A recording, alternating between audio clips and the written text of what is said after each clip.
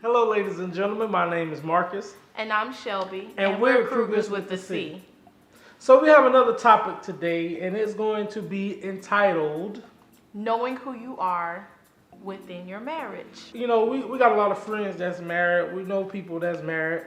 And I think one of the key things in a relationship is knowing who you are, knowing what type of marriage you have, knowing your do's and don'ts. As long as you understand it, you know what it is. Nobody else have to have an input on it. And knowing one another. Right. Our Good point. first topic is focused attention on your spouse. And I think that's very important because there are some things in life that we may have commitments to, and we may spend more time with those commitments rather with our spouse. And our spouse can at times feel ignored. I'm pretty sure they are understanding of your commitment, but when you completely forget about your spouse, that can cause a problem. And I think that there needs to be some sort of balance when it comes with your other activities that you have in your life. You always have to spend that time with your spouse, show that attention, show that focused attention, spend quality time, and just make sure that you guys are coming together and keeping your love strong and just not focusing on outside things outside your marriage. Right. And I think one way of communicating that would be is to actually communicate it. Pull your spouse off to the side and be like, listen, this is how I feel about this. Don't wait till the last minute until till you can't take it no more and blow up and, well, you never home, blah, blah, blah, blah, blah. Don't do that, because that's not fair to anyone.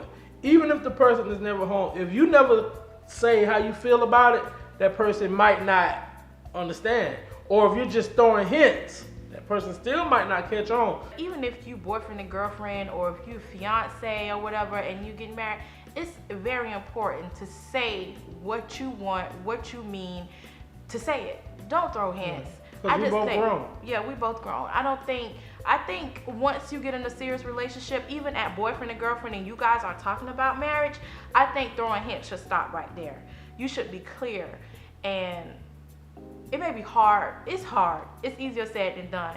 But you should be clear about what you want, how you want it done, when you want it done. I mean, you should be down to the T. You know how they say you got to pray with specifics? I think you need to communicate. But be reasonable. Be reasonable. Yes, of course. Yeah, be reasonable. Because some people are not reasonable.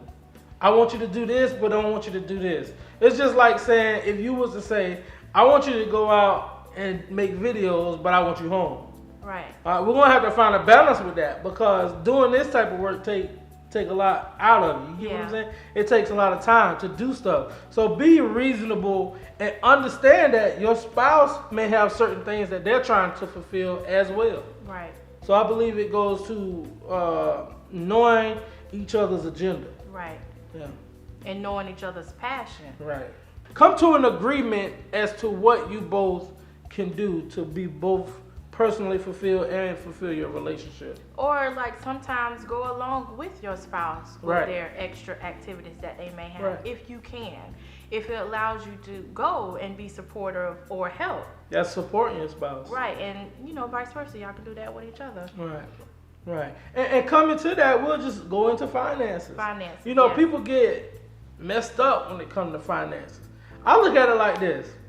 Everything that we have, we built together. So whether we're up or if we're down, we're good because we came here together. It ain't like I got this much of money put to the side, that's for me. You got that put to the side, it's for you. We're in this together. You was gonna say something? I just want people to understand that money is not everything. Right. If y'all have health, if y'all got food, I feel like you are good. Money come and go. If you got jobs, I feel like you're good. But at the same time, like he said, you can't rob Peter to pay Paul to get something. Why not save? You got to learn how to save. You have to learn how to be proactive. You got to learn how to coupon. They pick on me because I have a coupon for anything. If I could get a coupon for it, I am going to get it. My children ask for stuff. And no, we don't get it for them right away. Even if we can, we don't get it for them right away. I'll explain to them, we're going to wait for it to either go on sale or Right. for your mama to get a coupon, or therefore y'all just need to wait. Y'all And now they come with coupons. So the kids come with coupons. Yes. So, and that's okay. If you got it like that, go ahead. But what we're saying is, don't be so caught up into materialistic things that Right. it takes all your finances away. Right, because finances is one thing, I don't know what rank it is, but it is a thing that caused divorce. And It caused strife too. it caused strife too. And you cannot, I feel like getting a divorce over finance is silly, because you should know what you're going into. Ladies, Right. if you know this man ain't have no job before you marry him, I feel like that's your fault. If he wasn't trying, meaning if he wasn't trying to go get a job, he always say, I'll eventually get a job. Or if he just lazy, I feel like that is your fault. I would not go into a relationship because you see it. It's there in front of you before you make a commitment in marriage. On the other hand, if you marry, he has a job and he loses his job, that's not the time for you to throw the two fingers up and leave. Right. That's when you have to come together, for better or worse.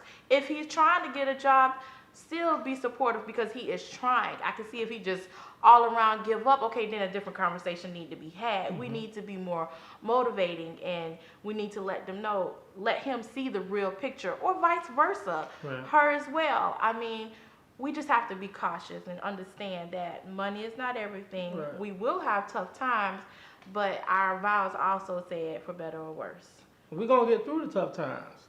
Because, and this is how I look at it. It's like we have had some highs in our relationship, and we've had some lows. Some lows. Some lows. That's the lowest I could get. But we had some lows. But we're still here. Right. But when I look back at it, I'll be like, we made it from this to this to this to this. We'll make it through this. It's just something that we got to go through that's going to prepare us for something better, and that we could tell somebody else, look, man, you're going to be all right. And hopefully be able to help that person. And it's good to have a support system outside of your relationship, because sometimes we just see what we see, and we can't see, you know what I'm saying? I can't see what you see because I'm being stubborn, and you can't see what I see because you're being stubborn. Right. So sometimes it's good to have somebody else to talk to, and that know who you guys are in your relationship, that won't judge you, but that will help you. Right, I think that's a good point. I think that should be another point, having a good support system. Right. And I think the key is also your support system should be someone similar to you. I don't think that we should go get advice from someone single. Right. I'm Or not I saying- shouldn't go get advice from another woman. Right, and then I'm not saying that single women, single men, or another woman don't have valid information. I just feel like we should be getting advice for someone that is in the same boat as us, or have been through the same things as us, so Because- they can give us Right. good guidance. They can relate They can relate. firsthand. They've touched that. They've been through it. They've experienced it. They lived Right, through it. right. Because you know how you'll probably vent to someone and you mad at so and so.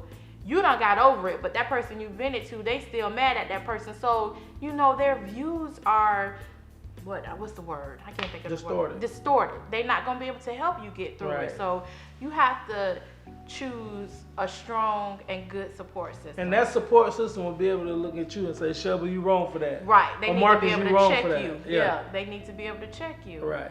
And another tip we were saying is depositing the right things in your spouse's love box. I think we probably need to explain love box. It's a book. I think it's called The 5 Languages of Love, or the 5 Love Languages. We'll get you more information on that. Yeah, we learned this a long time In ago marriage when we went to counseling. marriage counseling before we got married, and it just stuck to us. And it is depositing in your spouse's love box. You need to know your spouse's love box. The way the counselor described it, like, you have this box. It's like a bank account. If you have a savings account, if you deposit into that savings account, that's like, depositing and taking that love box. You filling it up with love, you filling it up. Now, when it's time for me to need something, all of that you deposited, that person could take out and deposit back into your love box. But if you're not depositing anything into this box, when it comes time for you to be loved, that person's not going to have anything to give you. So that's why it's important to equally both deposit into that love box, and it'll help your relationship. And you need to communicate with your spouse on how that person likes to be loved. Right. One of Marcus's love box things is he likes affection. Right. He likes hugs. He likes kisses. He just likes to feel wanted. So if I'm coming in the house going from 0 to 100 and getting the kids together and cooking, I forget to deposit in his love box, and he would tell me that. So you have to make sure you're basically paying attention and you're depositing the right things in his love box. Like, I thought me cooking for him, having his clothes washed and clean would be depositing in his love box. No, that's not. So you cannot think that you cannot love your spouse the way you think needs to be done. You have to know how your spouse wants to be loved. Did I say that right? Yeah, I did. Right, that's good. Yes. That's so good stuff. Just remember, we'll get more information on the love box, but I think that's a good key thing. You just have to, instead of snapping, you can be like, hey honey, you're not depositing in my love box. And then that will, make that person check themselves and like, hey, what's in her love box? What things I need to do? And then we can just, reset and start over instead of getting mad. And not talking. Looking out the window, Out of all things, out of the marriage counseling, that's one thing that I remember. That stuck. That was like hovered over everything else. Right. All right. So we hope that this topic was helpful. You got anything else you want to say? No, I think it was helpful. I hope it was. I hope so. All right, deposit in that love box. My name is Marcus. And I'm Shelby. And we're Cruger with a C. Talk to you next time.